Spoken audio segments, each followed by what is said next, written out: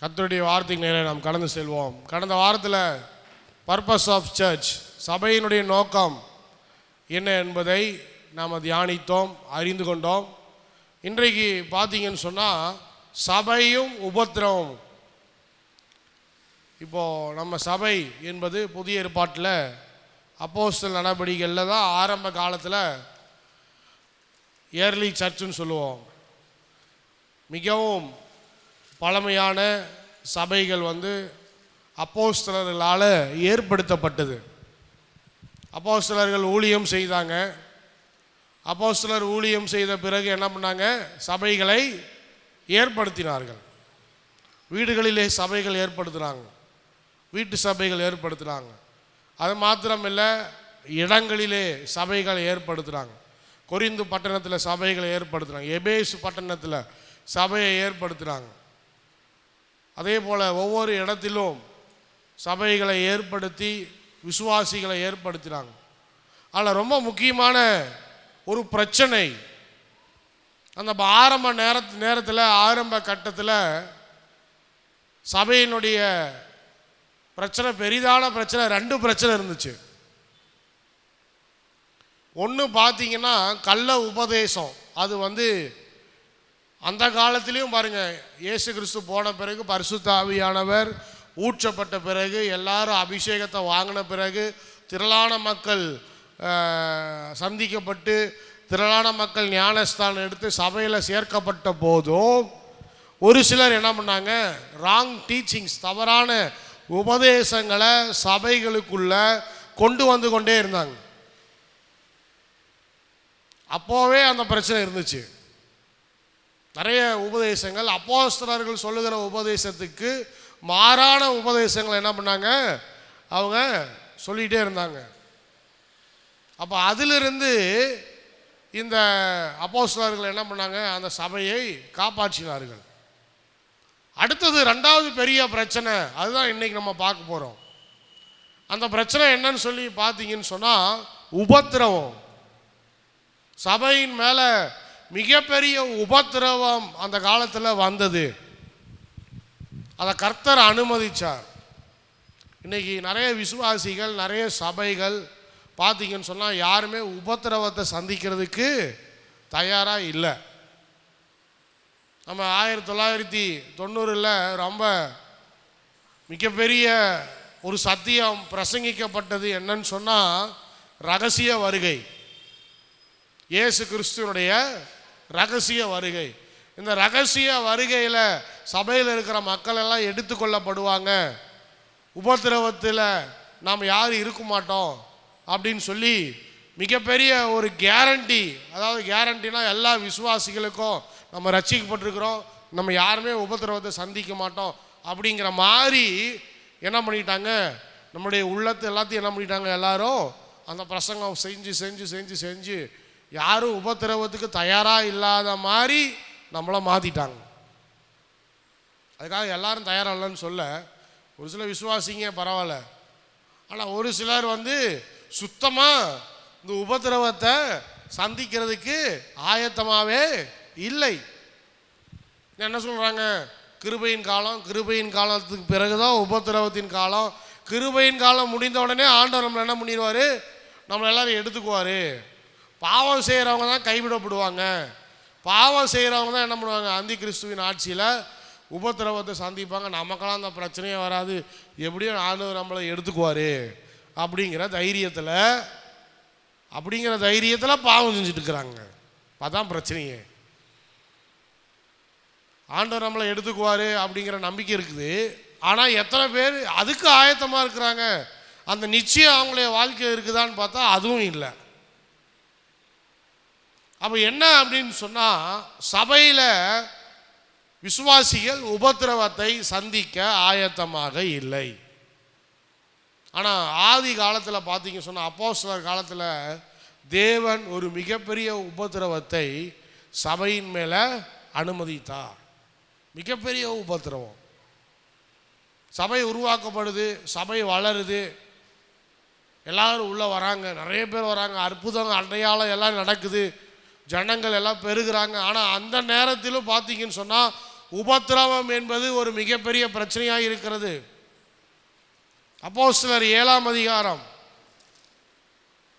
54ஆம் வசனத்திலிருந்து வாசிங்க. அப்போஸ்தலர் 7ஆம் அதிகாரம் 54ஆம் வசனத்திலிருந்து. இவைகளை அவர்கள் கேட்டபொழுது மூர்க்கமடைந்து அவனை பார்த்து பல்லை கடித்தார்கள். அவன் பரிசுத்த ஆவியினாலே நிறைந்தவனாய் வானத்தை அண்ணாந்து பார்த்து தேவனுடைய மகிமையையும் தேவனுடைய வலது பாதத்தில் இயேசுவானவர் நிற்கிறதையும் கண்டு, அதோ வானங்கள் திறந்திருக்கிறதையும் மனுஷகுமாரன் தேவனுடைய வலது பாதத்தில் நிற்கிறதையும் காண்கிறேன் என்றான். அப்பொழுது அவர்கள் உரத்த சத்தமாய் கூக்குரலிட்டு தங்கள் காதுகளை அடைத்து கொண்டு ஒருமனப்பட்டு அவன் மேல் பாய்ந்து அவனை நகரத்துக்கு புறம்பே தள்ளி அவனை கல்லெறிந்தார்கள். சாட்சிக்காரர் தங்கள் வஸ்திரங்களை கலற்றி சவுல் எனப்பட்ட ஒரு வாலிபனுடைய பாதத்தின் அருகே வைத்தார்கள். அப்பொழுது கர்த்தராகிய இயேசுவே, என் ஆவியை ஏற்றுக்கொள்ளும் என்று ஸ்தேவான் தொழுது கொள்ளுகையில் அவனை கல்லெறிந்தார்கள். அவனோ முழங்காற்படியிட்டு, ஆண்டவரே, இவர்கள் மேல் இந்த பாவத்தை சுமத்தாதிரும் என்று மிகுந்த சத்தமிட்டு சொன்னான். இப்படி சொல்லி நித்திரை அடைந்தான். இந்த அதிகாரத்தில் பார்க்கும்போது கொஞ்ச நாளைக்கு முன்னாடி தான் பரிசுத்த ஆவியினுடைய ஊற்றப்பட்டார். பரிசுத்த ஆவியின் அபிஷேகத்தை எல்லாரும் மேல் வீட்டறையில் இருந்து என்ன பண்ணாங்க, எல்லாரும் பெற்றுக்கொண்டாங்க, வாங்கினாங்க, தீவிரமாக ஊழியம் செஞ்சாங்க, ஆண்டவருக்கு சாட்சியாக இருந்தாங்க. எருசலேமில் சாட்சியாக இருந்தாங்க, அங்கே சாட்சியாக இருந்தாங்க, இங்கே சாட்சியாக இருந்தாங்க, சமாரியாவில் சாட்சியாக இருந்தாங்க, எல்லாம் இருந்தாங்க. ஆனால் ஒரு கட்டத்தில் வரும்போது ஜனங்கள் எல்லாரும் இவர்கள் சொல்லுகிற சத்தியத்துக்கு எதிராய் நிற்க தொடங்கினார்கள். ஸ்தேவான் என்கிற இயேசு கிறிஸ்துவினுடைய அப்போஸ்தலனை குறித்து, இயேசு கிறிஸ்துவனுடைய சீஷனை குறித்து இங்கே நம்ம பார்க்கிறோம். என்ன தவறு செய்தான் இந்த மனுஷன்? எந்த தவறுமே செய்யலை. இயேசு கிறிஸ்துவை பற்றி பிரசங்கம் செய்தான். இதுக்கு முன்னாடி இருக்கிற வசனங்களை நீங்கள் வீட்டில் போய் வாசித்து பார்த்தீங்கன்னு சொன்னால் உங்களுக்கு தெரியும். என்ன பிரச்சனை அப்படின்னு சொன்னால் எதுவுமே கிடையாது. 51ஆம் வசனத்தில், வணங்கா கழுத்துள்ளவர்களே, இருதயத்திலும் செவிகளிலும் விருத்த சேதனம் பெறாதவர்களே, உங்கள் பிதாக்களை போல நீங்களும் பரிசுத்த ஆவிக்கு எப்பொழுதும் எதிர்த்து நிற்கிறீங்களே தான் கேள்வி கேட்டான். ஏயா ஆண்டவருக்கு முன்பாக நிற்கிறீங்க? அவருடைய ராஜ்யத்துக்கு ஏன் விரோதமாக செயல்படுறீங்க? ஏன் சத்தியத்துக்கு விரோதமாக நிற்கிறீங்க? நாங்கள் என்ன செய்கிறோம்? ஜனங்களை நல்வழி தானே படுத்துகிறோம். நாங்கள் என்ன செய்கிறோம்? கிறிஸ்துவுடைய ராஜ்யத்துக்குள்ளே தானே ஜனங்களை கொண்டு போய் சேர்த்துறோம். எங்களுடைய ராஜ்யம் அல்ல, கிறிஸ்துவுடைய ராஜ்யத்துக்குள்ளே தானே நாங்கள் போய் சேர்த்தி கொண்டு இருக்கிறோம். நீங்கள் இந்த நேரத்தில் ஏன் எங்களுக்கு விரோதமாக செயல்படுறீங்க அப்படின்னு கேள்வி கேட்டான். கேள்வி கேட்ட மாத்திரத்தில் இவங்கெல்லாம் இன்னும் அதிகமாக என்ன பண்ணாங்க, கோபம் அடைஞ்சு பல்ல கடிச்சிட்டு அவன் மேலே போய் எல்லாரும் சேர்ந்து போய் அவன் மேலே பாயிறாங்க. எங்கேயாவது இந்த மாதிரி சம்பவம் வந்து நம்ம இன்றைக்கி கேள்விப்பட்டிருக்கிறோமா? நம்ம மாநிலத்தை எடுத்துக்கோமே. தமிழ்நாடு மாநிலத்தில் யாரையாவது பிரசங்கம் செய்வதற்காக, ஊழியம் செய்வதற்காக, சுவிசேஷம் அறிவித்ததுக்காக கல் எறிஞ்சு கொண்டாங்க, எங்கேயாவது கேள்விப்பட்டிருக்கோமா? இல்லை. அப்போ இன்னைக்கு வரைக்கும் இவ்வளோ பெரிய உபத்திரவத்தை நாம் இன்னும் சந்திக்கலை. ஆனால் ஆதி அப்போஸ்தலர் காலத்தில் சபைகளிலே முக்கியமான பிரச்சனை இந்த உபத்திரவமாக இருந்தது. கல்லெறிந்து கொலை செய்கிற அந்த சூழ்நிலை அந்த நேரத்திலே நிலவினது. யாராலையும் காப்பாற்ற முடியல. ஏன்னு சொன்னால் இது திரளான கூட்டம். இந்த திரளான கூட்டத்தை என்ன பண்ண முடியாது, யாராலையுமே போய் தடுத்து நிறுத்த முடியாது. மக்கள் எல்லாரும் ஒன்று சேர்ந்து ஸ்தேவானை எப்படியாவது கொலை செய்ய வேண்டும் என்ற நோக்கத்தோடு என்ன பண்ணுறாங்க, தீவிரமாக பல்ல கடிச்சிட்டு போய் என்ன பண்ணுறாங்க, அவனை அட்டாக் பண்ணுறாங்க, அவனை அடிக்கிறாங்க, அவனை கீழே தள்ளி விடுறாங்க. ஆனால் அந்த சம்பவம் நடக்கும்போது பாருங்க, இயேசு கிறிஸ்து தரிசனத்தில் என்ன பண்ணுறாரு, வானங்கள் திறக்கிறதையும் மனுஷகுமாரன் 56ஆம் வசனம், அதோ வானங்கள் திறக்கிறதையும் மனுஷகுமாரன் தேவனுடைய வலது பாரசத்தில் நிற்கிறதையும் கண்டேன் என்கிறான். அல்லேலூயா சொல்லுங்கப்பா, அல்லேலூயா. இப்படித்தான் உபத்திரவத்தில் ஆண்டவர் என்ன பண்ணுவார்? சபைக்கு துணை நிற்பார், சபை விசுவாசிக்கு துணை நிற்பார், பாஸ்டருக்கு துணை நிற்பார். உபத்திரவத்துக்கு பயந்து ஓடுகிற விசுவாசியே, நீ நரகத்துக்கு தான் போவ. எங்கே போவ? ஐயோ கஷ்டமாக இருக்குது பாஸ்டர். அதனால நான் சொல்கிறேன், சபை என்று வரும்போது உபத்திரவத்தை சந்திக்கிறதுக்கு சபை என்னவா இருக்கணும்? ஆயத்தமாக இருக்கணும். உபத்திரவம் என்கிற காலம் சீக்கிரமாக வந்து கொண்டே இருக்கிறது. ஆசீர்வாதம், செழிப்பு, நல்லா இருக்க போகிறீங்க, சக்ஸஸாக வாழ போகிறீங்க, ஆண்டவர் உங்களை கோடாக கோடியாக பெருக பண்ண போகிறாரு, உயர்த்தி வைக்க போகிறாரு, எல்லாம் கரெக்டு தான். ஆனால் உபத்திரவம்னு வந்தால் சந்திக்க தயாராக இருக்கிறியா? இல்லை எல்லா ஆசீர்வாதத்தையும் வாங்கிட்டு எனக்கு இயேசு யாருன்னே தெரியாதுன்னு ஓட போறியா? நம்ம தான் முடிவு எடுத்துக்கணும். ஏன்னா ஆதி அப்போஸ்தலர் காலத்திலே சபை ஆரம்பிக்கப்பட்ட போதே ஆண்டவர் என்ன பண்ணுறாரு? உபத்திரவத்தை சபையின் மேலே அனுமதிக்கிறார். இந்த ரோமர்கள் ஊழியம் செய்கிறவங்களுக்கு துணையாக நிற்கவே இல்லை. நாம் தான் என்ன பண்ணோம்? நல்ல கவர்மெண்ட் வேணும் ஆண்டவரே எங்கள் ஊழியம் செய்கிறதுக்கு. எப்படி ஜெபம் பண்ணுறோம்? இந்த சர்ச்சில் வரை 72 மணி நேரம் ஜெபம் பண்ணாங்க மோடி தோக்கணுன்ட்டு. ஆனால் நான் அப்பயே சொல்லிட்டேன் சர்ச்சில், நீங்கள் தோக்கணும்னு ஜெபம் பண்ணால் கண்டிப்பாக இருந்தாலும் ஜெயிக்க தான் போகிறாருன்ட்டு. அப்படியே ஜெயிச்சிட்டார். இன்றைக்கி வந்து ஒன்றுமே பண்ண முடியும். இன்றைக்கி சுப்ரீம் கோர்ட்லேருந்து அதுலேருந்து இதிலிருந்து எல்லாம் என்ன யூஸு? ஒன்றும் கிடையாது. எலெக்ஷன் கமிஷன் அங்கே கையில், சுப்ரீம் கோர்ட்டு கையில், ரிசர்வ் பேங்க்கு கையில், அதானி அம்பானியிலேருந்து எல்லாம் கையில். இப்போ இத்தனை பேர் கையில் வச்சுக்கிட்டு என்ன நடக்க போகுது இந்தியாவில்? கிறிஸ்தவங்களுடைய ஆட்சி நடக்க போதா? இனிமேல் நடக்கவே நடக்காது. இனிமேல் அது எதிர்பார்க்கிறதே தப்பு. அதாவது ஒரு பாஸ்டர், ஆண்டவரே எங்கள் தேசத்திலேயாப்பா ஒரு நல்ல கிறிஸ்தவன் பிரதம மந்திரியாய் வர வேண்டும் இயேசுவி நாமத்தினால. எப்படி வருவான்? இங்கே எலெக்ஷனில் கவுன்சிலர், வார்டு கவுன்சிலர் கூட ஜெயிக்க மாட்டேங்கிறான் கிறிஸ்தவன். வார்டு கவுன்சிலர் கூட நம்மளால ஜெயிக்க மாட்டேங்கிறான். எங்கே போய் அங்கே பிரைம் மினிஸ்டராக வர்றது? இப்போ தான் ஜோசப் விஜய்னு ஒருத்தர் வந்திருக்கிறாரு. அவர் என்ன ஆக போகிறாருன்னு தெரில.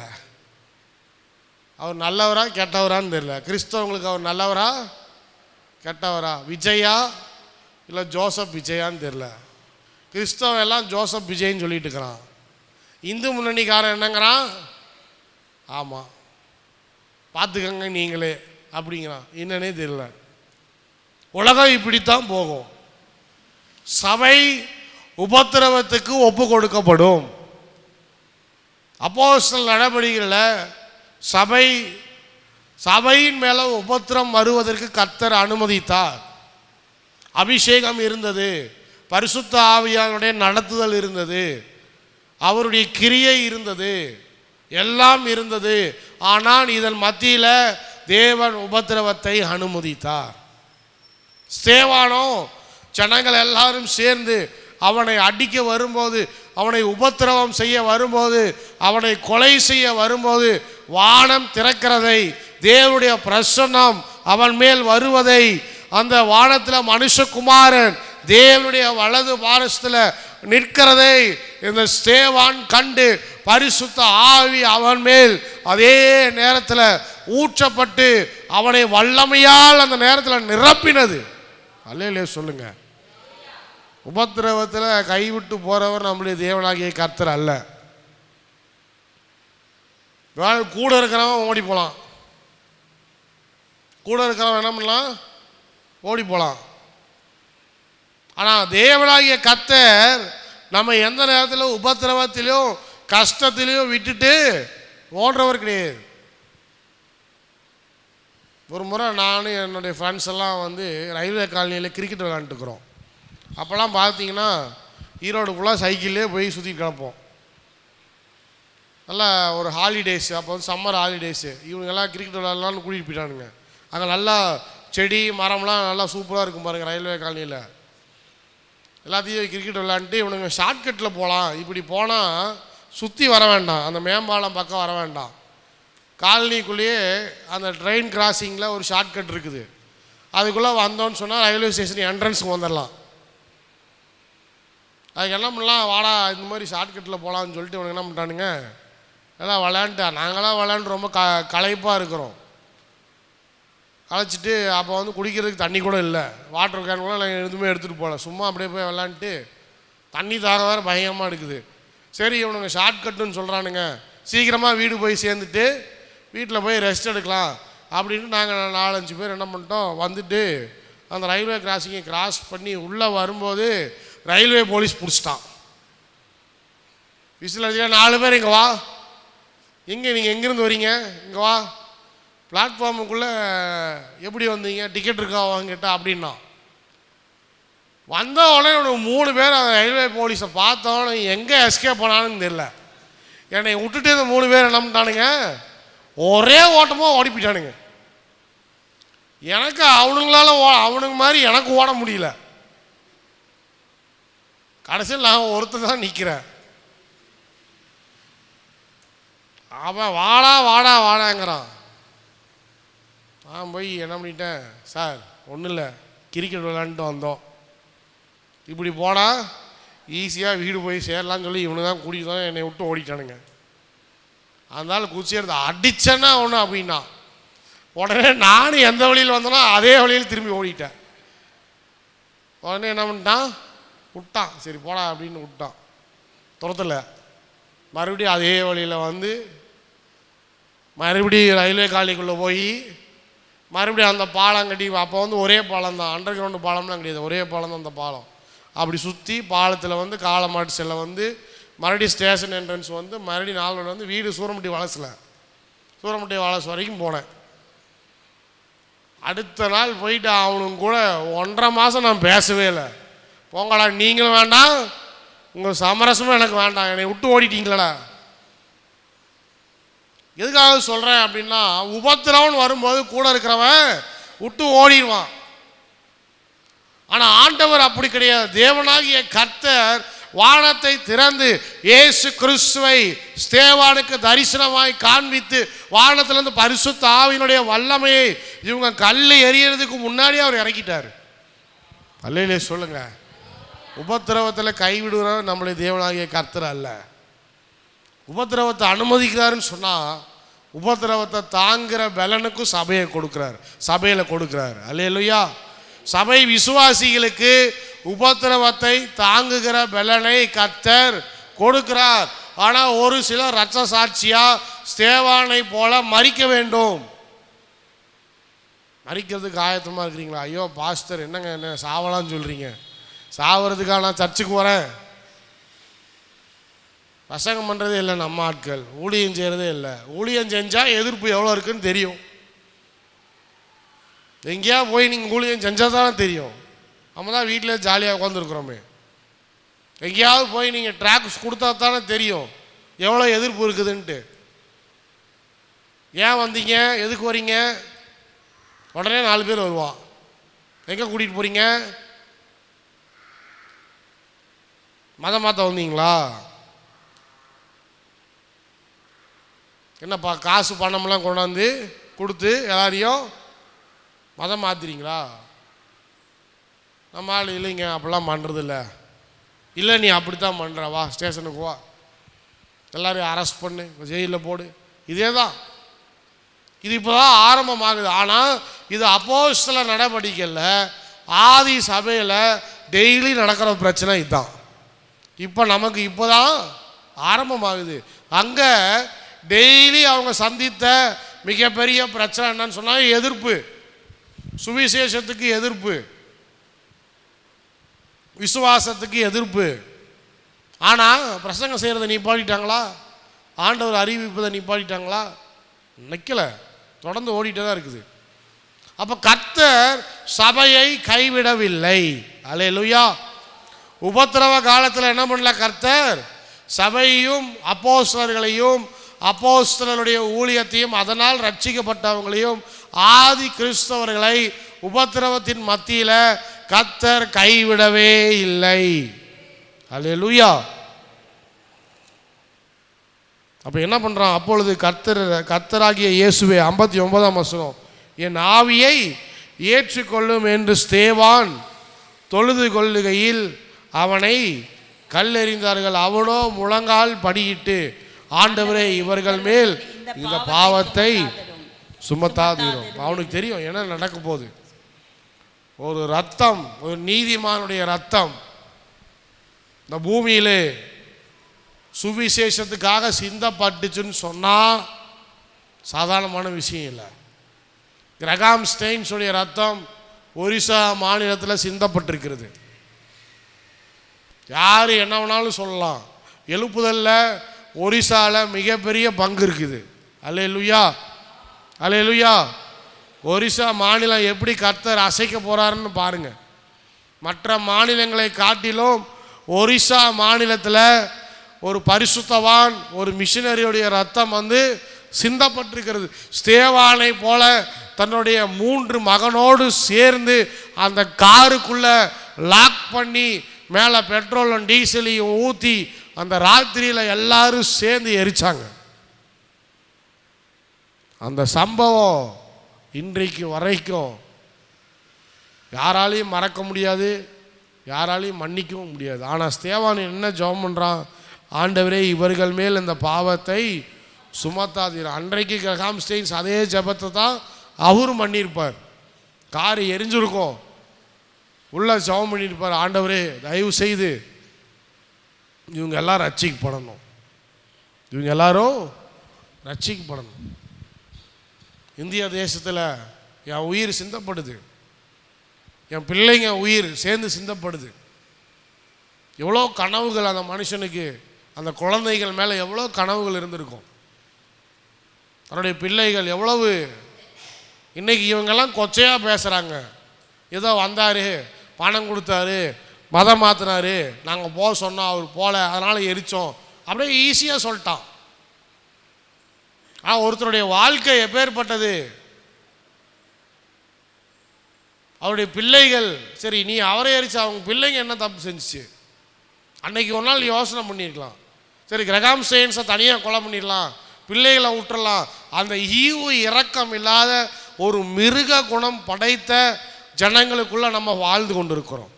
பாருங்க, இவ்வளோ பெரிய காட்டு மிராண்டித்தனம், இந்த மிருக குணம் உலகத்திலே எங்கே இருக்குன்னு சொன்னால் இந்திய தேசத்தில் தான் இருக்குது.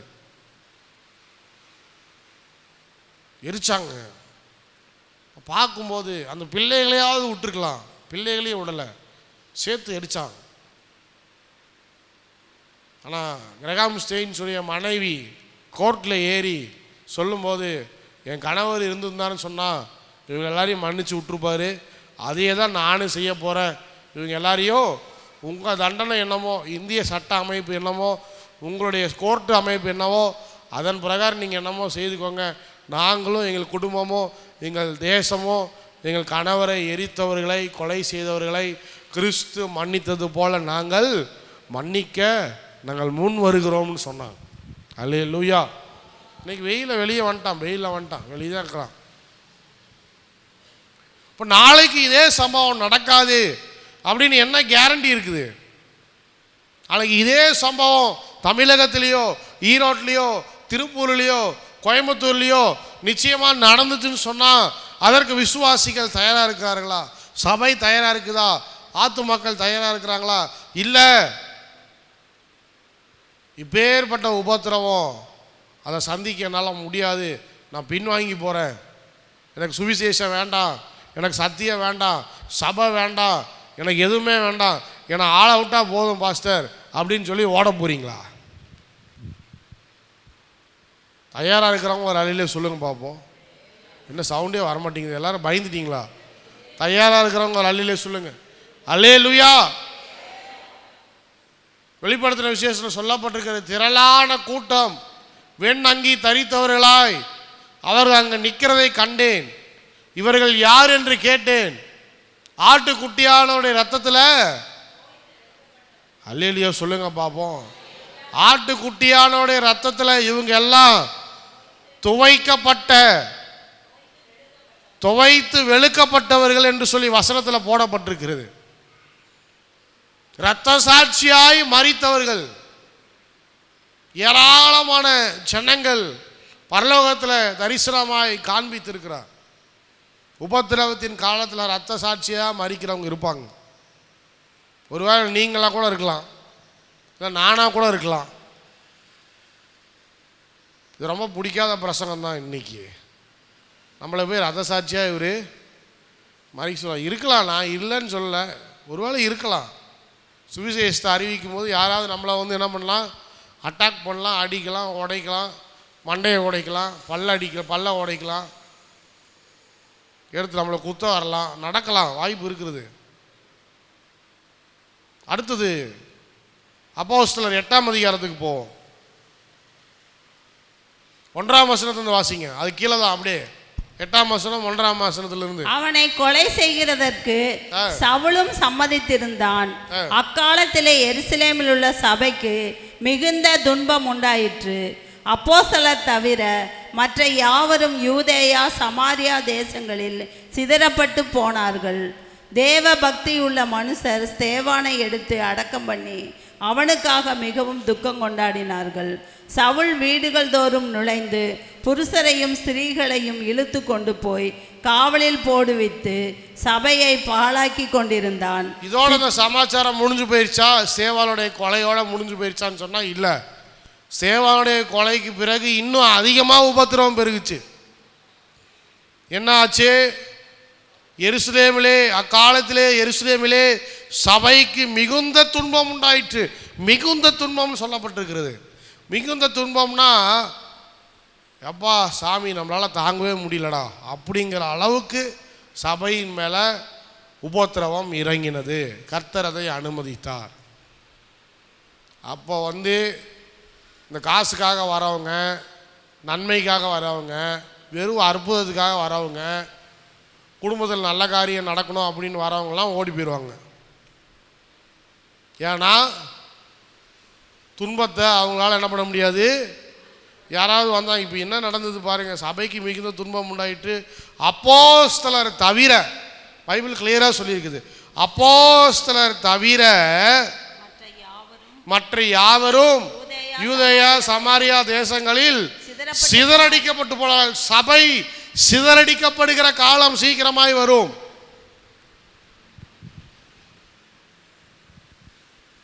ஏன்னு சொன்னா உபத்திரவத்தை சந்திக்கிறதுக்கு தயாராக இல்லை. எல்லாரும் ஓடிடுவாங்க, யாரும் வெளியவே எட்டி பார்க்க மாட்டாங்க. எத்தனை பேர் மறுபடியும் தாய் மதத்துக்கு திரும்ப போனான்னு தெரியல. என்ன பண்ணுவாங்க எல்லாரும்? அது அவனே உருவாக்கி வச்சிருக்கிறான். தாய் மதம் திரும்பும் நிகழ்வு ஈரோட்டில் நடக்கிறது, கலெக்டர் ஆஃபீஸ் முன்னாடி நடக்கிறது. இத்தனை பேர் தங்கள் வெளிநாட்டு கடவுளை விட்டுவிட்டு இந்திய கடவுளாகிய நம்மளுடைய குலதெய்வத்துக்கு திரும்பினார்கள் அப்படின்னு சொல்லி நியூஸ் என்ன பண்ண, நியூஸ் பேப்பரில் வரும். அங்கே பார்த்தீங்கன்னா ஏஜி சபை விசுவாசி, சர்ச் ஆஃப் காட் சபை விசுவாசி, அப்புறம் பெத்தானியா விசுவாசி, அதில் நிறைய பேர் என்ன பண்ணியிருப்பாங்க, போய் உக்காந்துக்கிட்டு தாய் மதத்துக்கு திரும்பிடுவாங்க. எல்லா பாஸ்டுமார்களும் அடப்பா போன மாதம் தாண்டா உனக்கு ஞானஸ்தானம் கொடுத்து உனக்கு திருவிருந்து கொடுத்து எல்லாம் கொடுத்து இன்னைக்கு ஏன்டா அங்கே போய் உட்காந்துருக்கிற? சிதறடிக்கப்படுவார்கள். விசுவாசத்தில் உறுதியாக இல்லைன்னு சொன்னால் உபத்திரவத்தை சந்திக்க முடியாது. சபையில் உறுதியாக இல்லைன்னு சொன்னால் உபத்திரவத்தை சந்திக்க முடியாது.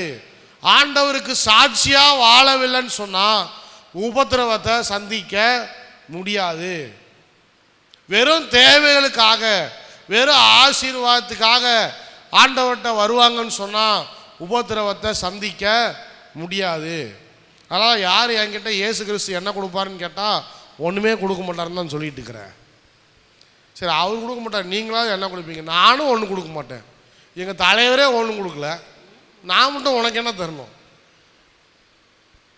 நான் இன்றைக்கு நான் கொடுத்தேன்னா நாளைக்கு உபத்திரவத்தில் நீ நிற்க மாட்டேன். ஒன்றே ஒன்று தான் கொடுப்பேன், விசுவாசத்தை தான் கொடுப்பேன். அந்த விசுவாசமும் கர்த்தர் தான் கொடுக்குறாரு, நான் கொடுக்கல. ஆளுடைய வசனத்தை உனக்கு தரேன், என்னன்னு நான் சொல்லித்தரேன். அப்போ இதை தியானித்து இதை படித்து சாட்சி உள்ளவங்களா, ஆண்டவருக்காக உபத்திரவத்திலும் வைராக்கியமாக நிற்கிறவங்களா சபை மாறினால்தான் உபத்திரவ காலத்தில் நம்மளை என்ன பண்ண முடியும், சாட்சியாக இருக்க முடியும். நல்ல சொல்லுங்கள். எழுப்புதல் எழுப்புதல், இன்றைக்கி நிறைய எழுப்புதலுக்காக நிறைய ஜெபம் பண்ணிட்டு இருக்கிறாங்க, எழுப்புதலை பற்றி பேசிட்டு இருக்கிறாங்க. எழுப்புதல் வரும்போது இன்னொன்று சேர்ந்து வரும். எல்லா போதகர்களும் எல்லா சபைகளும் கேட்க வேண்டிய ஒரு செய்தி.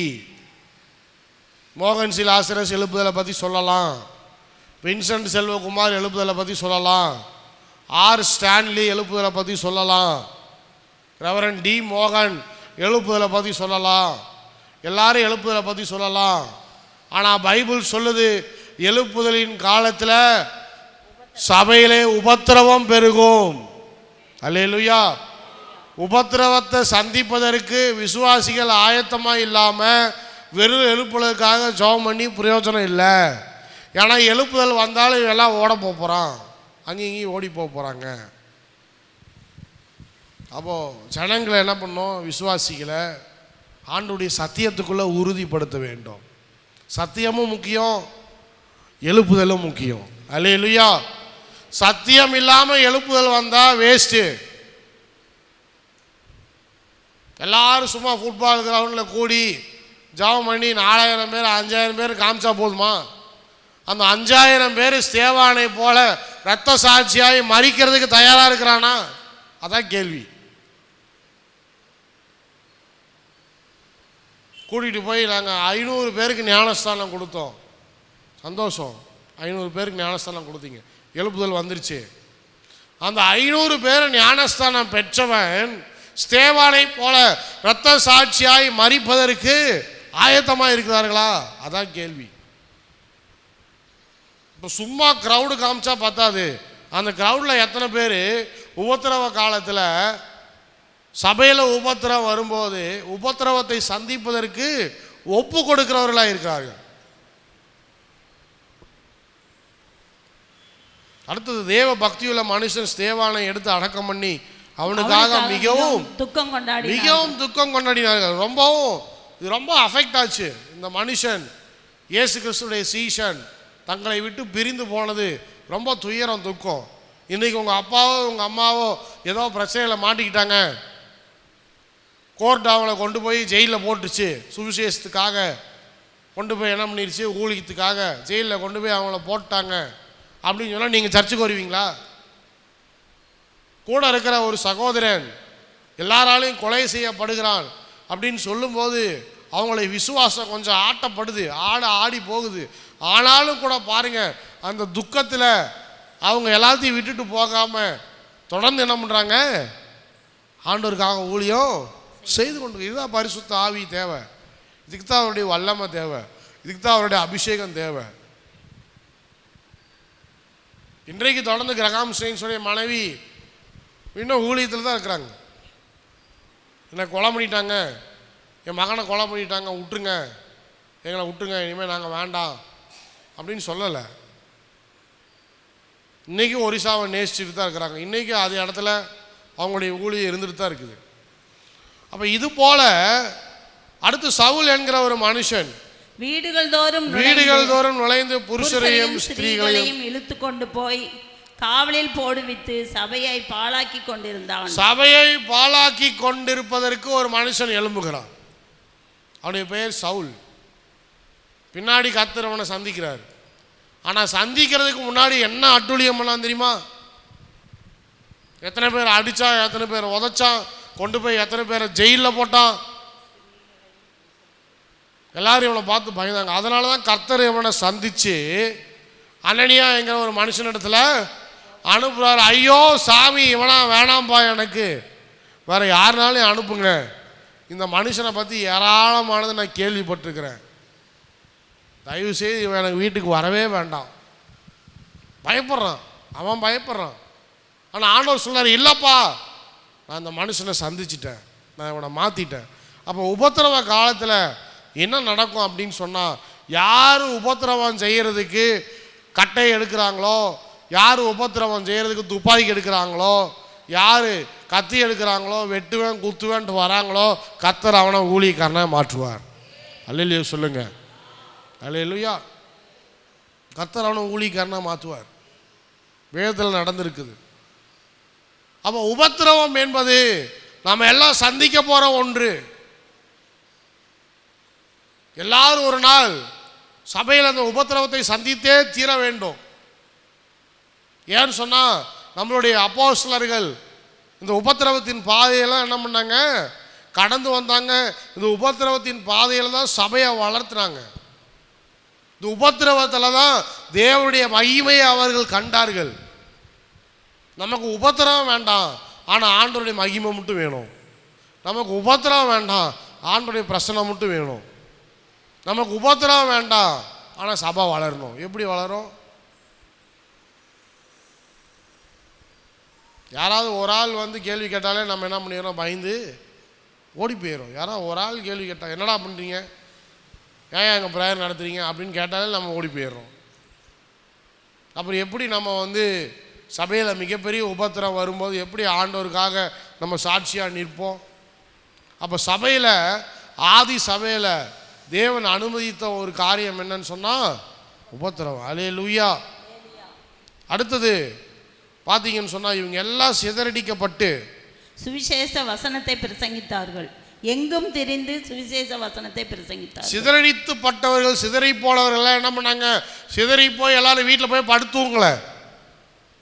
சப்போஸ் ஒரு இடத்துல சர்ச்சை நடத்தக்கூடாது, சரிப்பா விட்ருங்கப்பா, ஏன்ப்பா அதான் அவங்களே சொல்லிட்டாங்களே, எல்லோரும் அவங்கவுங்க என்ன பண்ணுங்க, அவங்கவுங்க வீட்டுக்கு போயிட்டு ஆக வேண்டிய வேலையை பாருங்கள். இது நம்ம ஆட்கள். ஆனால் இவங்க அப்படி இல்லை. ஒரு சபை சிதறடிக்கப்பட்டா, சிதறி போன ஆளெல்லாம் போய் 4 இடத்துல சர்ச் தொடங்குறான். 4 இடத்துல என்ன பண்ணுறான், சர்ச்சு தொடங்குறான். ஒரு அல்லையிலே சொல்லுங்களேன் பார்ப்போம். அல்லையிலே வரமாட்டேங்குது. வீட்டில் போய் படுத்து தூங்கலை, பயந்து போய் ஒளிஞ்சு போல, ஒளியில. சிதறடிக்கப்பட்ட இடங்களிலே மறுபடியும் ஆண்டவருக்காக சுவிசேஷத்தை பிரசங்கிக்கிறார்கள். அவர்கள் இன்னும் ஆத்துமாக்களை சந்திக்கிறார்கள், அவர்களை மாற்றுகிறார்கள். அப்படியாக என்ன பண்ணுறாங்க, எழுப்புறாங்க, கட்டி எழுப்புறாங்க. அடுத்து இப்போ வந்து 54ஆம் வசனத்துக்கு போவோம். அப்போஸ்தலர் 8 சாரி 54 இல்லை,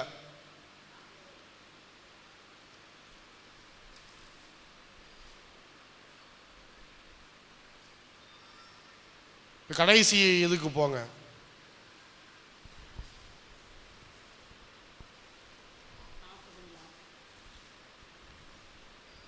ஆ 34 வசிங்க. இது 8ஆம் அதிகாரம் 34. மந்திரி பிலிப்பை நோக்கி, தீர்க்கதரிசி யாரை குறித்து இதை சொல்லுகிறார்? தம்மை குறித்தோ வேறொருவரை குறித்தோ எனக்கு சொல்ல வேண்டும் என்று கேட்டுக்கொண்டார்கள். அப்பொழுது பிலிப்பு பேசத் தொடங்கி இந்த வேத வாக்கியத்தை முன்னிட்டு இயேசுவை குறித்து அவனுக்கு பிரசங்கித்தான். இவ்விதமாய் அவர்கள் வழிநடந்து போகையில் தண்ணீர் உள்ள ஓரிடத்தில் வந்தார்கள். அப்பொழுது மந்திரி, இதோ தண்ணீர் இருக்கிறதே, நான் ஞானஸ்தானம் பெறுகிறதற்கு தடை என்ன என்றான். அதற்கு பிலிப்பு, நீர் முழு இருதயத்தோடும் விசுவாசித்தால் தடையில்லை என்றான்.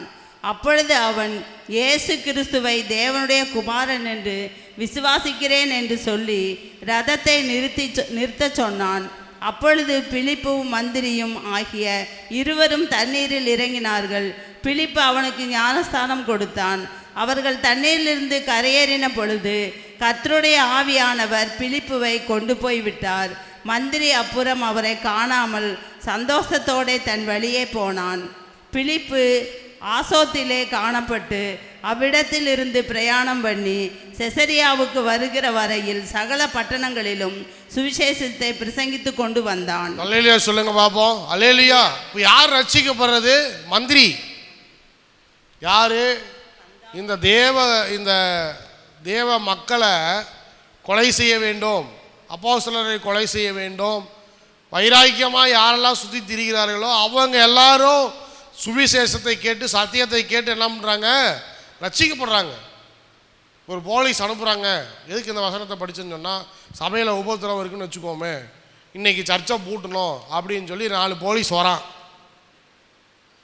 அந்த 4 போலீஸ் இப்போ கடைசி நாட்களில் என்ன நடக்கும் உபத்திரவத்தின் காலத்தில், அந்த 4 போலீஸ் வந்தான்னா இந்த 4 போலீஸ் இங்கே பூட்டுறதுக்கு தான் வரான், சர்ச்சை பூட்டுறதுக்கு தான் வரான். ஆனால் இங்கே வந்து உக்காந்த உடனே சரி கொஞ்ச நேரம் இருப்போம், கொஞ்ச நேரம் கழித்து பூட்டுவோம், ஒரு அரை மணி நேரம் கழித்து பூட்டுவோன்ட்டு உட்காருவான். அந்த அரை மணி நேரத்தில் கர்த்தர் அவனை சந்தித்து அவனை ரட்சிக்கப்பட வச்சு இங்கேயே ஞானஸ்தானம் எடுக்க வைப்பார். இல்லையே சொல்லுங்கள்.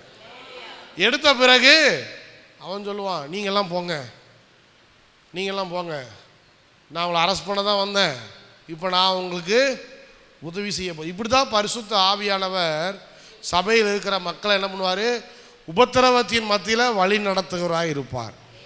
அல்லேலூயா. உபத்திரவம் இருக்குதுன்னு சொல்லி ஊழியர் நடக்காமல் போயிருமா, சபை நடக்காமல் போயிருமா, விசுவாசிகள் சந்திக்கப்படாமல் போவாங்களா, விசுவாசிகள் ரட்சிக்கப்படாமல் போவாங்களான்னு கேட்டால் இல்லை, நோ. யாரும் அதை தடுத்து நிறுத்தவே முடியாது. உபத்திரவம் ஒரு பக்கம் இருந்தாலும் சபையில் ஒருவேளை சர்வீஸ் நடக்காமல் போகலாம், ஆனால் ஜெபமும் வேத வாசிப்பும் ரட்சிக்கப்படுறவங்களும் ஞானஸ்தானம் எடுக்கிறவங்களும் பரிசுத்த ஆவியின் அபிஷேகத்தை பெறவங்களும் இருந்துகிட்டே தான் இருப்பாங்க. அல்லேலூயா சொல்லுங்க. அல்லேலூயா. அதனால தான் சொல்கிறது, கிறிஸ்தவர்கள் உபத்திரவத்தை பார்த்து பயப்பட வேண்டிய அவசியம் இல்லை. நாம் பயந்து நம்ம நிறைய பிரச்சனையை சந்திப்போம், இல்லைன்னு சொல்லலை. ஆனால் அந்த பிரச்சனையில் மத்தியிலோ நாம் ஊழியம் செய்யும்போது, ஆண்டவரை பற்றி சொல்லும்போது, ஆண்டவரை பற்றி பிரசங்கிக்கும் போது, இன்னும் நமக்கு விரோதமாய் நம்மளை கைது செய்ய வேண்டும், நம்மளை கொண்டு போய் ஜெயிலில் போட வேண்டும், நம்மளை அடிக்கணும், நம்மளை உதைக்கணும்னு வர்றவங்க எல்லாம் ரட்சிக்கப்படுவாங்க. இதுக்கு அடுத்த அதிகாரத்தில் தான் பார்த்தீங்கன்னா சவுலை கர்த்தர் என்னவா மாற்றுறாரு, பவுலா மாற்றுறார். 8ஆம் அதிகாரத்தில் முதல் வசனம் சொல்லுது, 1ஆம் வசனம் 2ஆம் வசனம் சொல்லுது, சவுல் என்கிற மனுஷன் சபையை துன்பப்படுத்தி கொண்டிருந்தான், எல்லாரையும் கொண்டு போய் காவலில் போட்டான், சபையை பாழாக்கினான்னு சொல்லி வாசிக்கிறோம். 9ஆம் அதிகாரத்தில் ஒரே ஒரு அதிகாரம் தான் அவனுக்கு டைமு. அல்லேலூயா சொல்லுங்க. 10ஆம் அதிகாரத்துக்கு கூட போல, 9ஆம் அதிகாரத்திலே கர்த்தர் அவனை பவுலா மாற்றிட்டார். பொலிட்டிக்கல் சிச்சுவேஷன் என்ன, நீரோ என்கிற மன்னன், அத்தனை பேர் கேள்விப்பட்டிருக்கிறீங்க. நீரோ என்கிற ரோம மன்னன், இது எல்லா ஹிஸ்ட்ரி புக்ஸ்லையும் இருக்குது. எம்பரர் நீரோ அப்படின்னு சொல்லி எல்லா ஹிஸ்ட்ரி புக்ஸ்லையும் அவரை பற்றி எழுதியிருக்கிறாங்க. இந்த நீரோ என்கிற மன்னன் அவன் தான் ஆட்சி செய்கிறான். என்ன பண்ணுறான், சபையெல்லாம் ஏற்படுத்தப்பட்டாச்சு. இது இயேசு கிறிஸ்து போய் ஒரு 60 ஆண்டுகள், 50லிருந்து 60 ஆண்டுகள் கடந்து போயிடுச்சு இயேசு கிறிஸ்து மேலே போய். இந்த 50லிருந்து 60 ஆண்டுகளிலே சபைகளெல்லாம் ஏற்படுத்தப்பட்டு எல்லாரும் தங்களை என்னென்ன அழைத்து கொள்கிறார்கள், கிறிஸ்தவர்கள் என்று அழைத்து கொள்கிறார்கள். கிறிஸ்துவை பின்பற்றுவதனால கிறிஸ்தவர்கள் என்று எல்லாரும் தங்களை அழைத்து கொள்கிறார்கள். இப்போ இந்த மன்னன் என்ன பண்ணுறான், யாரெல்லாம் தங்களை கிறிஸ்தவர்கள் என்று அழைக்கிறார்களோ அவங்களையெல்லாம் கொண்டு போய், நம்ம ஐபிஎல் விளாட்றோம் பாருங்கள், இன்றைக்கி கிரிக்கெட் ஐபிஎல், அந்த மாதிரி ஒரு ஸ்டேடியம் கட்டிக்கிறாங்க. அந்த ஸ்டேடியத்தில் பல வாரமாக சிங்கத்தையும் புலியையும் என்ன பண்ணுறது, பட்டினியாக போட்டு சாப்பாடே கொடுக்காம ரொம்ப பசி, பயங்கர பசியில் இருக்கிற அந்த காட்டு விலங்குகளை என்ன பண்ணுறது, கொண்டு அவுத்து விட்றது. அவுத்து விட்டுட்டு இந்த கிறிஸ்தவங்கன்னு யாரெல்லாம் சொல்கிறாங்களோ அவங்களையெல்லாம் பிடிச்சு விட்டு ஜெயிலில் வச்சுருந்து, இன்றைக்கி அவங்களுக்கு விளையாட்டு டைம் பாஸ் தான். அவங்கள கேட்குறது, நீ இயேசு கிறிஸ்துவ மறுதளிக்கிறியா? அவங்க சொல்லுவாங்க, இல்லை நான் இயேசு கிறிஸ்துவ மறுதளிக்கிறது இல்லை, நான் மறுதளிக்க மாட்டேன், நான் மறுதளித்தா நான் நரகத்துக்கு தான் போவேன், நான் ஆண்டவர் ராஜ்யத்துக்கு தான் போகணும், நான் மறுதளிக்க மாட்டேன். மறுதளிக்க மாட்டியா, அப்போ போ அப்படின்னு சொல்லி அந்த விசுவாசிங்களை, அந்த கிறிஸ்துவங்களை என்ன பண்ணுறது, அப்படியே தூக்கி உள்ள எரியுது. மேலே இருந்து எரியும் போது மக்கள் எல்லாம் கைதட்டி எல்லாம் ஆரவாரம் பண்ணுவாங்க. இவரோ உயிருக்கு பயந்துட்டு என்ன பண்ணுவார், இவருக்கும் ஒழுங்காக சாப்பாடெல்லாம் போடாமல் எனர்ஜியெல்லாம் டவுன் ஆக்கி ஒன்றுமே ரொம்ப ஏற்கனவே சாவர கண்டிஷனில் தான் இருப்பார். அவளை கொண்டு போய் உள்ளே தூக்கி போடுறது, இவங்க அங்கேயும் இங்கேயும் என்ன பண்ணுவாங்க, உயிருக்கு பயந்துட்டு ஓடுவாங்க. ஓடும்போது அந்த காட்டு விலங்குகள் அப்படியே அவங்கள கடித்து என்ன பண்ணுமா, அப்படியே சாப்பிடுமா. அதெல்லாம் இவங்க கைதட்டி ரசிப்பாங்க. இப்படி தான் கிறிஸ்தவங்களை கொடுமை பண்ணாங்க. இந்த மாதிரியான கொடுமையெல்லாம் சபை மேலே வந்துச்சுன்னு சொன்னால், இவ்வளோ பெரிய அரக்கர்கள் அரசர்களாக வந்தாங்கன்னு சொன்னால், பெரிய மோடியை காட்டிலும் இன்னும் அதிகமாக கிறிஸ்தவங்களை கொடுமைப்படுத்துகிறவன் நாளைக்கு யாராவது பிரதம மந்திரியாக வருவான்னு சொன்னால் நம்மளுடைய நிலைமை என்ன, சபையின் நிலைமை என்ன? விசுவாசிகள் சந்திக்க ஆயத்தமாக இருக்கிறாங்களா? அடுத்தது ஒவ்வொரு சீஷர்கள் எப்படி மறிச்சாங்க உங்களுக்கு தெரியுமா? எங்கேயாவது பார்த்துக்கிறீங்களா? யாருக்குமே நல்ல சாவே வரல. இயேசு கிறிஸ்துவை ஏற்றுக்கிட்டு அவர் ஊழியம் செய்த எந்த சீஷனுக்குமே நல்ல சாவே வரல. இதை யோவானுக்குமே சிறைச்சாலையில் தான் கிடந்தான். அவனும் சிறைச்சாலையில் தான் கிடந்தான். பவுலுமே சிறைச்சாலையில் தான் கிடந்தார். பேதுருவா தலைகீழா சிலுவையில் அடித்து கொண்டாங்க. தோமா அதே போல் ஸ்தேவானை போல இந்திய தேசத்தில் கல்லெறியப்பட்டு கொலை செய்யப்பட்டார். சுவிசேஷத்துக்காக, சத்தியத்துக்காக, வேத புஸ்தகத்துக்காக, நம்மளுடைய உபதேசத்துக்காக இத்தனை பேர் ரத்த சாட்சியாக மரிச்சிருக்கிறாங்க. ஆனால் நம்ம என்ன பண்ணுறோம், அசால்ட்டாக பிரியாணி சாப்பிட்டு இன்றைக்கி ஒரு பிரசங்கம் கேட்டு பாருங்கள். நம்ம இன்றைக்கி ஒரு பிரசங்கம் கேட்டுச்சா ரைட்டு, இன்றைக்கி இது முடிஞ்சது, நமக்கு அவ்வளோதான். இன்றைக்கி நம்மளுடைய கிறிஸ்தவ கடமைகள் நிறைவு பெற்றன, இனிதே நிறைவு பெற்றன. மீண்டும் அடுத்த வாரம் சபைக்கு போகும்போது வேத புஸ்தகத்தை கையில் எடுத்தால் போதும். எது, அவன் ரத்த சாட்சியாக மரிச்சதெல்லாம் இதுக்காக தானா? செயின்ட் தாமஸ் மவுண்டன் எப்படி பேர் வந்துச்சு? ரத்த சாட்சியாக மரிச்சனால தான் பேர் வந்துச்சு. இன்றைக்கி அந்த மவுண்டன் நாளைக்கு மாறும். பிரஃப் ரோடுங்கிற ரோடு என்ன ரோடாக மாறிடுச்சு? மீனாட்சி சுந்தரர் கையில் போயிடுச்சு. இப்போ ஏன் கிறிஸ்தவங்க அங்கே என்ன இல்லை, உபத்திரவத்தை சந்திக்க தயாராக இல்லை. நம்மளாலே சண்டை போட்டுக்கிறான். சர்ச்சில் பொசிஷன் வேணும், தலைவர் ஆகணும், ஆசையெல்லாம் அதான். வெளியே போய் ரத்த சாட்சியாக மறிக்கணும்னு எவனுக்கு ஆசை இல்லை. ஆனால் என்ன ஆகணும், சர்ச்சு எலெக்ஷனில் ஜெயிக்கணும், ஒரு போஸ்டிங் கிடைக்கணும். இதில் ஏதாவது 5 ரூபா 10 ரூபா நமக்கு கிடச்சிதுன்னா நல்லமாக இருக்கும். சொத்தை வாடகை கூட்டா ஏதாவது பணம் வரும், கல்யாணத்துக்கு, இதுக்கு அதுக்கு. கல்ற பெட்டி, அதில் ஒரு பிஸ்னஸ் பார்க்கலாம். கல்ற பெட்டிலையும் ஆம்புலன்ஸ்லேயும் என்ன பண்ணலாம், அதில் ஒரு பிஸ்னஸ் பார்க்கலாம், இதில் ஒரு பிஸ்னஸ் பார்க்கலாம், கல்றையில் ஒரு பிஸ்னஸ் பார்க்கலாம். இப்படியா பார்த்து என்ன பண்ணணும் நம்ம? ஏன்னா உபத்திரவத்தில் என்ன இல்லை, சந்திக்கிறதுக்கு ஆயத்தமாக இல்லை. இப்படியெல்லாம் இவங்க சண்டை போட்டுக்கிட்டு இருக்கிறாங்க. அவன் பார்த்தான், கோர்ட்டு தீர்ப்பு கொடுத்துட்டான், இந்த ரோடா மாற்றுவதற்கு பர்மிஷன் வழங்கப்பட்டுச்சு. எதுக்கு சொல்கிறேன், கடைசி நாட்களில் சபையில் உள்ள விசுவாசிகள் மிகவும் ஜாக்கிரதையாக இருக்க வேண்டும்.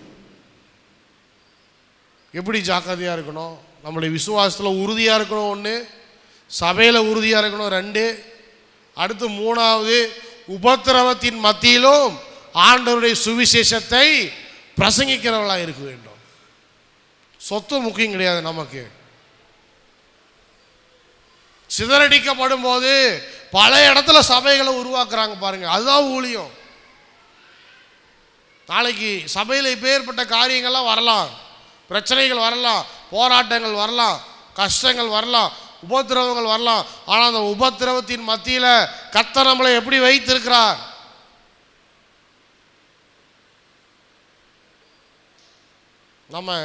நம்முடைய சுவிசேஷத்துக்காக, நம்மளுடைய விசுவாசத்துக்காக பாரத்தோடு இருக்கிறோமா? அன்னைக்கு யாருமே நல்ல முறையில் என்ன பண்ணலை, தங்களுடைய வாழ்க்கையினுடைய முடிவில் யாருமே சரியான மரணம் யாருக்குமே நடக்கலை. ஆனால் அதை பற்றி அவங்களுக்கு கவலை இல்லை. அவங்களுக்கு எல்லாம் இயேசு கிறிஸ்து என்ன பண்ணியிருக்கிறார், அங்கே மேலே மிகப்பெரிய பரலோகத்தில் மிகப்பெரிய பொக்கிஷத்தை கர்த்தர் வைத்திருக்கிறார். அப்போது இந்த உலகத்துக்காக ஓடாமல், உலகத்தினுடைய செல்வங்கள், பதவிகள், பொசிஷனு இதுக்கெல்லாம் ஓடாமல் சுவிசேஷத்துக்காக நாம் நிற்கிற சபையாக இருப்போமா? அந்த சபையை தான் கர்த்தர் எதிர்பார்க்கிறார். அப்பேற்பட்ட சபை தான் நிலைத்து நிற்கும். சும்மா ஆட்களை சேர்த்தணும், அதை பண்ணணும், இதை பண்ணணும், நம்ம இதை காட்டணும், அதை காட்டணும், அப்படி காட்டணும், இப்படி காட்டணும்லாம் பண்ணிட்டு இருக்கிறவங்கெல்லாம் இந்த உபத்திரவத்தின் காலத்தில் நிலச்சிருக்க மாட்டாங்க. எல்லோரும் ஓடி போயிடுவாங்க. பணத்துக்காக ஊழியம் செய்கிறவங்க எல்லாம் ஓடி போயிடுவாங்க. அன்னைக்கு சபையில் ஒரு வேளை பணமே இல்லாமல் போகலாம். எப்படி பணம் வரும்? பேங்க்கெல்லாம் இன்றைக்கி கண்ட்ரோல் பண்ணிட்டு இருக்கிறாங்க. இன்றைக்கி பேங்க்கெல்லாம் கண்ட்ரோல் பண்ணுறாங்க. நாளைக்கு யாரும் காணிக்கையே வாங்கக்கூடாதுன்னு ஒரு சட்டம் போட்டாங்கன்னா, கிறிஸ்தவங்க யாருமே காணிக்கையே வாங்கக்கூடாது. நான் விசுவாசிங்க எல்லாம் எனக்கு சாப்பாடு செஞ்சு கொண்டாந்துருவேன்னு சொல்லிடுவேன், அவ்வளோதான். என்ன பாஸ்டர் அப்பயும் நம்மளை விட்டப்பாடு இல்லையா? அப்போஸ்தலர்களை சந்திச்சாங்க. அல்லேலூயா சொல்லுங்க பாரு. இந்த உபத்திரவத்தில் ஒரு பாயிண்ட் விட்டுட்டேன், கண்டிப்பாக சொல்லியே ஆகணும். இந்த உபத்திரவத்தில் கர்த்தர் என்ன கொடுத்தாரு தெரியுமா? அவங்களுக்கு ஒற்றுமையை கொடுத்தாரு. யார் என் சொத்து, உன் சொத்து, என் பணம், உன் பணம் எனக்கு தான் போடுறாங்க, உனக்கு போடல அப்படின்னு யாருமே சண்டை போடல. எல்லாரையும் நேசிச்சாங்க, எல்லாரையும் ஆதரிச்சாங்க. யாருக்கு என்ன இல்லையோ அவங்களுக்கு பங்கிட்டு கொடுத்தாங்க. இன்றைக்கி ஒரு குடும்பம் சாப்பாட்டுக்கு கஷ்டப்படுதுன்னா மற்றவங்க எல்லாரும் போய் நாமளே உபத்திரவத்தில் இருக்கிறோம், இந்த விசுவாசி கஷ்டப்படுறாங்க, இதான் நம்மளால் உதவி செய்வோம், ஒரு 5 கிலோ அரிசி, ஒரு 2 கிலோ பருப்பை கொடுத்துட்டு நம்ம வருவோம் அப்படிங்கிற எண்ணம் வந்துச்சு. அல்லேலூயா சொல்லுங்க, அல்லேலூயா சொல்லுங்க. இந்த எண்ணம் எப்போ வரும்? எல்லாரும் உபத்திரவத்தை சந்திச்சா தான் வரும். அப்போ என்ன பண்ணணும்? மோடி இன்னும் நிறைய சட்டம் போடணும். என்ன சட்டம் போடணும்? அந்த பணம் தடை, இந்த பணம் தடை, அந்த ஆசீர்வாதம் தடை, கவர்மெண்ட்லேருந்து சலுகை இல்லை, அது இல்லை, இது இல்லை, எதுவுமே கிடையாது, போங்கடா கிறிஸ்தவங்களுக்கு. அப்போ தான் மக்கள் எல்லோரும் சேர்ந்து ஒன்றா வந்து, இனிமே தாங்க நம்ம எல்லோரும் ஒன்று சேர்ந்து நம்மளுடைய தேவைகளை நம்மளே சந்திச்சிக்கணும், வேறு வழி கிடையாது. அப்போ தான் எல்லோரும் ஒன்று சேர்ந்து வருவாங்க. யாருக்காக வேலை இல்லையா, எல்லோரும் வருவாங்க. ஏதாவது உதவி செய்கிறதுக்கு மனம் இறங்கும். இன்றைக்கி ஆளாளுக்கு அவங்க நல்லா இருந்தால் போதும், அடுத்தவனை பற்றி கவலையே இல்லை. ஆனால் உபத்திரவம் வந்துச்சுன்னு சொன்னால் அப்படி இருக்கவே முடியாது.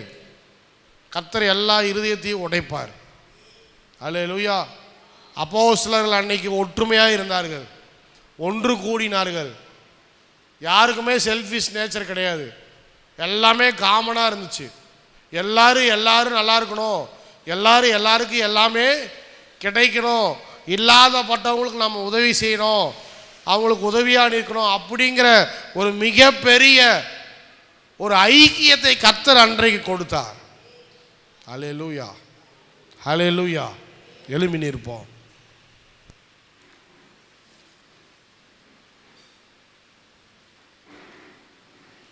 அப்போஸ்தலர் 2ஆம் அதிகாரம் 44, 45 வசனத்தை வீட்டில் போய் வாசிங்க.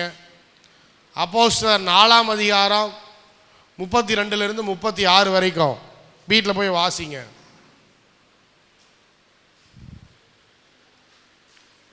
சாதாரணமாக ஊழியம் செஞ்சாங்க, கர்த்தர் தேவைகளை சந்திச்சார்.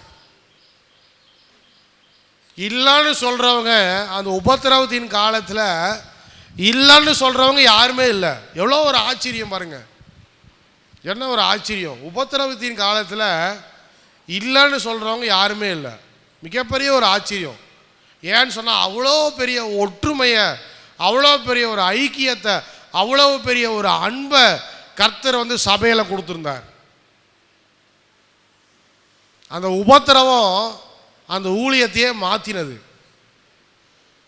அதே போல ஒருவேளை உபத்திரவம் வருதுன்னு சொன்னா உற்சாகமாக அதை சந்திக்க தயாராக இருக்கணும், அதை ஏற்றுக்க தயாராக இருக்கணும். ஏன்னு சொன்னால் கர்த்தர் இந்திய தேசத்தில் ஒரு மிகப்பெரிய ஒரு காரியத்தை வைத்திருக்கிறார்.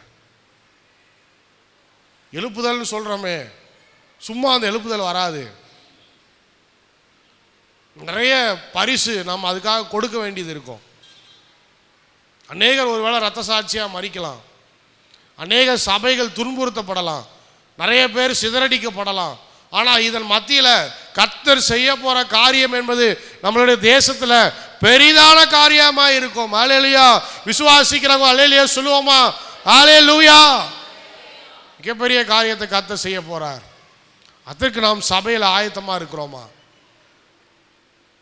சும்மா உட்காந்துக்கிட்டு காசு பணம் அது இதையும் சண்டை போட்டுக்கிட்டு மற்ற சபைகள்லாம் நடக்கிற மாதிரி நம்ம பிளவுகளை ஏற்படுத்திட்டு இருக்கக்கூடாது. கர்த்தர் அதற்காக நம்மளை அழைக்கல. சுவிசேஷம் சொல்லணும், ஆத்துமாக்களை சந்திக்கணும், ரட்சிக்கப்பட வைக்கணும், ஞானஸ்தானம் கொடுக்கணும், அதிகாரிகள் ரட்சிக்கப்படணும், போலீஸ்காரங்க ரட்சிக்கப்படணும், அமைச்சர்கள் ரட்சிக்கப்படணும், ஜட்ஜு கோர்ட்டு ரட்சிக்கப்படணும், வக்கீல் ரட்சிக்கப்படணும், கலெக்டர் ரட்சிக்கப்படணும், கவுன்சிலர் ரட்சிக்கப்படணும். இதுதான் எழுப்புதல். இது எப்படி நடக்கும்? நீங்கள் உபத்திரவத்தை சந்திக்க தயாராக இல்லைன்னு சொன்னால் நிச்சயமாக நடக்க போகிறதில்ல. நீங்கள் என்னைக்கு தயாராக மாறுறீங்களோ அன்னைக்கு தான் கர்த்தர் இந்த காரியத்தை செய்ய போகிறார். கரங்களை உயர்த்தி ஆண்டவரிடத்துல ஒப்பு கொடுத்து நாம் ஜெபிப்போமா? நல்ல ஆண்டவரே, இந்த காலை நேரத்திலும் கூட உபத்திரவத்தை சந்திக்கிற ஒரு ஆத்துமாவாய் நீர் எங்களை மாற்றும். ஒருவேளை நாங்கள் தயாராக இல்லைன்னு சொன்னால் எங்களையும் எங்கள் சபையையும் எங்கள் சபை விசுவாசிகளையும் அதற்காக ஆயத்தப்படுத்தும் ஆண்டவரே, ஆயத்தப்படுத்தும்.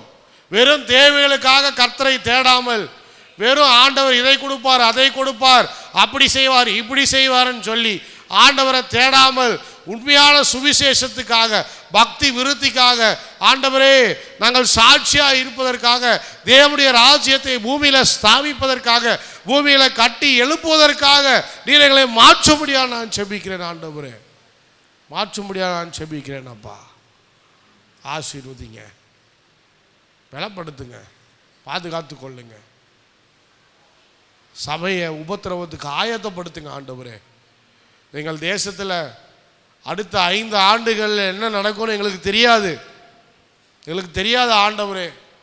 எங்கள் மாநிலத்தில் அடுத்த ஆட்சியில் என்ன நடக்கும் என்று எங்களுக்கு தெரியாது. ஆனால் சபை உபத்திரவத்துக்கு நேராய் கடந்து கொண்டு இருக்கிறது, சென்று கொண்டு இருக்கிறது என்பது எங்களுக்கு தெரியும். ஆண்டவரே, நாங்கள் ஆயத்தமாக இல்லைன்னு சொன்னால் நம்முடைய ஊழியத்தை செய்ய முடியாது. எங்களை ஆயத்தப்படுத்துங்க, வந்த ஒவ்வொருவரையும் ஆயத்தப்படுத்துங்க, அவங்க குடும்பங்களை ஆயத்தப்படுத்துங்க, அவங்க தேவையெல்லாம் சந்திங்க. மிகப்பெரிய நம்பிக்கை என்னன்னு சொன்னால் உபத்திரவ காலத்தில் கர்த்தர் நம்மளை ஒருபோதும் கைவிடுவதில்லை. கர்த்தர் நம்மளை கைவிடுவதில்லை, அவர் நடத்துவார். அப்படி பரிசுத்த ஆவி நம்ம கூட இருந்து நம்மளை நடத்தும். அந்த நம்பிக்கை உங்களுக்கு இருக்கிறது, நமக்கு இருக்கிறது, சபைக்கு இருக்கிறது. தொடர்ந்து அந்த நம்பிக்கையில் நாங்கள் ஓட உதவி செய்யுங்க. ஆண்டவரே, பலப்படுத்துங்க. சகல துதிக்கிற மகிமையெல்லாம் உமக்கே செலுத்துகிறோம். இயேசுவின் நாமத்தினால ஜெபிக்கிறோம் நல்ல பிதாவே, ஆமென். புது கிருபை தாரும் தேவா, புது மேலனை தாரும் தேவா, புது கிருபை தாரும் தேவா, புது மேலனை தாரும் தேவா.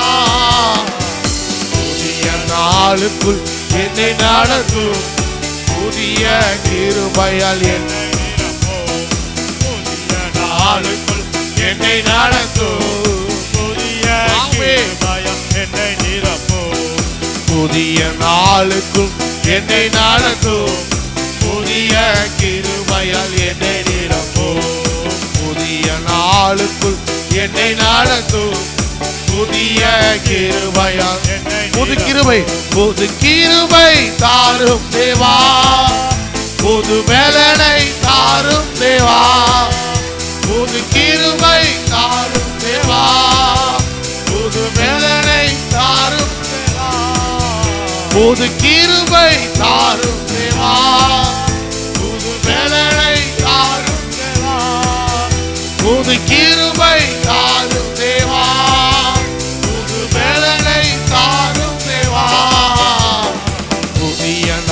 நாளுக்குள் என்னை நடத்தும் புதிய கிருபையால் என்னை நிரப்பும். புதிய நாளுக்குள் என்னை நடத்தும் புதிய கிருபையால் ஆமென்.